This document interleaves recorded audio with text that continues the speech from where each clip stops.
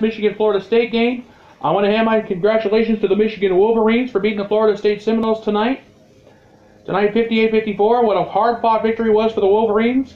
They will be facing the Loyola Chicago Ramblers in the Final Four next week. So good luck to both teams so far. We got 2 games left in the Final Four. I just want to take a couple of minutes and chime in on tonight's Michigan-Florida State contest. And my hats go off to the Seminoles for actually doing the best, for playing pretty good. They played good ball tonight, and I'll give them that any day of the week. So anyway, here's what we need to look at going forward here as we get ready for the NCAA tournament and we get ready for the Final Four. So now, my thinking is, I think now Michigan's got to, they have the clearer road to the Final Four now. They got to face Loyola Chicago, but don't take the, but Michigan needs to listen to this and listen to this now. Do not take the Loyola Chicago Ramblers very lightly. Look what they've done. Look what the Ramblers did. They had to beat Miami. They had to beat Tennessee. They had to beat Nevada. And tonight they had to beat Kansas State to get to the Final Four. My hats go off to the Ramblers. I did that earlier in the night, but I just got to do it again.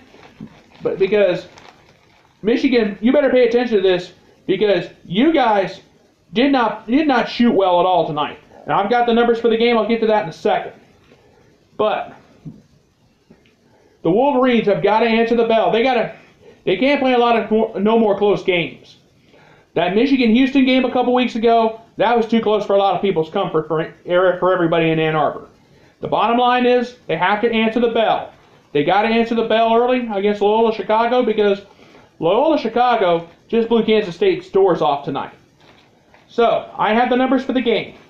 For Michigan, they did pretty well. Charles Matthews, he had 17 points, 8 rebounds, 2 blocked shots tonight. Mortez Wagner, he was the only player in the other one in double figures tonight for Michigan. 12 points, 6 rebounds, 2 steals. Those were the difference makers tonight for the Wolverines. For Florida State, the numbers for them were not very good. Phil Coffer, 16 points, 11 rebounds. He was the only starter in double figures. PJ Savoy, he came off the bench and had 12 points. That was it. There weren't many scoring highlights for neither Michigan and Florida State. Now here are the numbers for the game. And these are the team numbers. And Michigan, you better play better because Loyola Chicago, I'm sure, was watching you guys play tonight. There was no doubt in my mind. Here's the thing. From the field, Florida State only shot 16 of 50 for 32%.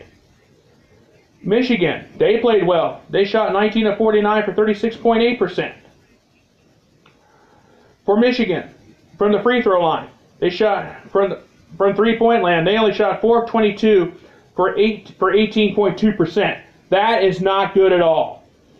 Because tonight, Loyola Chicago shot 50% from three-point land, and Michigan only shot 18.2%. You better believe that the Ramblers were paying attention to that big time. And for Florida State in the three-point land, they shot 417 for 23.5%. They were not much better at all. Now from the free throw line, Florida State, they did very well. 18 to 20. They had 20 trips to the free throw line. They got 18. They shot 90% for the game. Michigan went 16 to 24 for 66.7%. Now, and here also too, Florida State did out-rebound Michigan 36-33. Florida State, and this is another thing that killed Florida State. 15 turnovers tonight for the Seminoles. And I'm going to be honest with you. If the Florida State Seminoles do not answer well and they do not answer the bell at all, they're going to be an afterthought. I'm sorry, Michigan. Michigan had 10 turnovers tonight. And I've been looking, I watched tonight's Michigan-Florida State contest, and I'm looking at the numbers for both sides and for looking at both teams. Now, I got Loyola Chicago's numbers right here, too, when they beat Kansas State. Loyola Chicago went 27 of 47. They shot 57% from the field. Michigan only went 19 of 49. They only shot 36.8%. That is not good at all. From the free throw line, Loyola Chicago, they went 15 of 18 for 83%. And Michigan went 16 of 24 for 66%. That's another thing they need to keep in mind. Three-point shooting for Loyola Chicago. They shot 9 of 18. They shot 50% from three-point land. Michigan only went 4 of 22 for 18%.